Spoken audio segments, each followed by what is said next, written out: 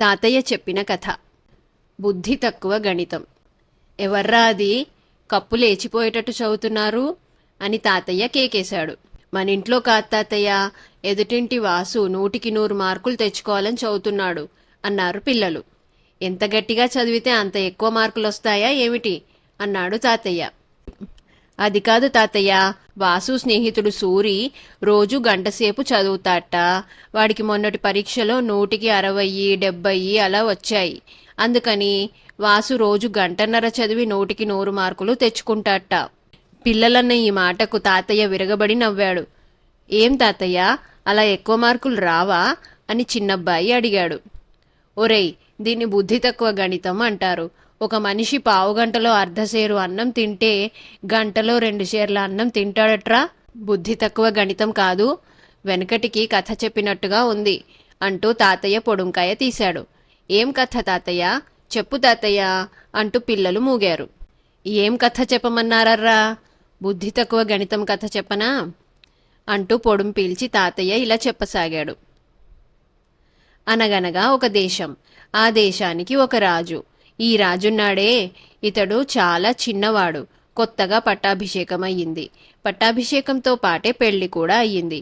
పెళ్లి అనుకున్న క్షణం నుంచి కూడా రాజుకు ప్రతీదీ కలిసి వచ్చింది. రాజుగారి రాబడి పెరిగింది. దేశంలో అల్లర్లు తగ్గాయి. తన భార్య వచ్చిన వేళా విశేషం మంచిది కదా అనుకుని రాజు ఆవిడ్ని ఎంతో ఆదరంగా చూస్తూ వచ్చాడు. రాజు తన మీద అభిమానంగా ఉన్నాడు కదా అని రాణి తన భర్తకు అడుగడుగునా సలహాలిస్తూ వచ్చింది. పెళ్ళాం చెప్పింది కదా అని రాజు ఆవిడ సలహాల ప్రకారమే చేస్తూ వచ్చాడు. అదేమి అదృష్టమో మరి, రాజు రాణి సలహా ప్రకారం చేసినప్పుడల్లా లాభిస్తూ వచ్చింది. ఈ విధంగా చాలాసార్లు జరిగాక రాజుకు ఆమెలో మంచి గురి కుదిరిపోయింది. ఇలా ఉంటుండగా ఒకనాడు ఏం జరిగింది? రాజసభకు భటులు 3 దొంగల్ని తెచ్చారు. దొంగలు తాము దొంగిలించిన సామానుతో సహా దొరికిపోయారు గనక పెద్ద విచారణ అవసరం లేకుండానే రాజు వారికి శిక్ష విధించాడు. దొంగలను పట్టిన వాళ్లకి బహుమానం ఏదన్నా ఇద్దామన్న ఉద్దేశంతో అతను, ఇంతకు ఈ దొంగలను పట్టినదెవరు అని భటులను అడిగాడు. దొంగలను పట్టించినది ఒక సామాన్యపు కుక్క అని రాజుకు తెలియవచ్చింది. ఇది ఆశ్చర్యకరమైన విషయం కదా.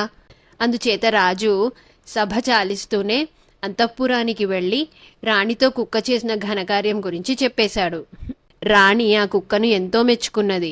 కొద్ది కాలం గడిచాక ఒకనాడు మంత్రి రాజు దగ్గరికి బొక్కసం తాలూకు లెక్కలు తెచ్చి, మన సేనకు త్వరలోనే జీతాలివ్వవలసి ఉంటుంది. జీతాలివ్వగా మన వద్ద ధనం మిగిలేటట్టు కనబడదు. ఏం సెలవు అని మాట సందర్భంగా అడిగాడు.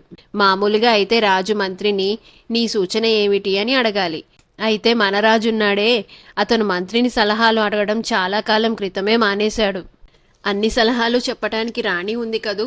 అందుచేత రాజు మంత్రి చెప్పిన మాట విని చూద్దాంలేండి అని ఊరుకున్నాడు. ఆ తర్వాత అతనేం చేశాడు? ఇంటికి పోయి భార్యతో, చూశావా, సైనికులకి జీతాలివ్వటానికి కూడా బొక్కసంలో చాలినంత డబ్బు లేదట. ఏదో ఒకటి చేయకపోతే చిక్కే అన్నాడు.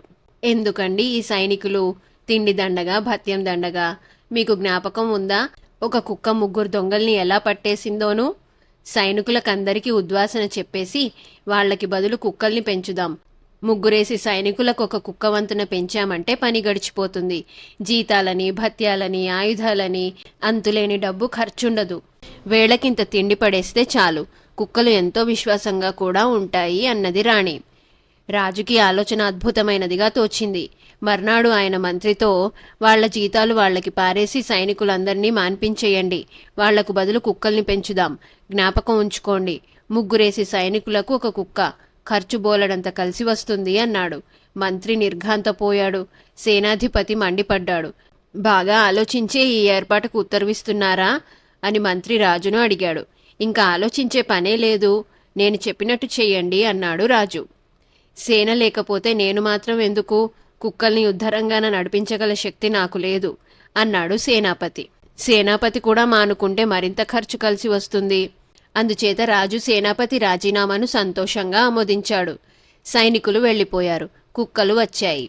అవి అస్తమానము కొట్లాడుకుంటూ ఉండటము, భటులు వాటిని విడదీయలేక నానా అవస్థలు పడటమును అయ్యిందా. ఇంతలో రాజుగారికి ఒక దుర్వార్త తెలిసింది. అదేమిటంటే, ఎవరో పెద్ద సేనతో మన రాజు మీదకి దండెత్తి వస్తున్నారట. మంత్రి ఈ మాట చెప్పి ఏమి సెలవు అని అడిగాడు. ఆలోచన దేనికి, మన కుక్కలను భటుల వెంట యుద్ధరంగానికి పంపండి అన్నాడు రాజు. కుక్కలు యుద్ధరంగానికి వెళ్లేసరికి శత్రు సైనికులు వాటికేసి రొట్టె ముక్కలు విసిరారు. కుక్కలు తోకలాడిస్తూ ఆ సైనికుల చుట్టూ మూగాయి. యుద్ధం అయిపోయింది. మంత్రి రాజుతో మన కుక్కలు శత్రువుల పక్షం చేరిపోయాయి, ఇప్పుడేం సెలవు అని అడిగాడు.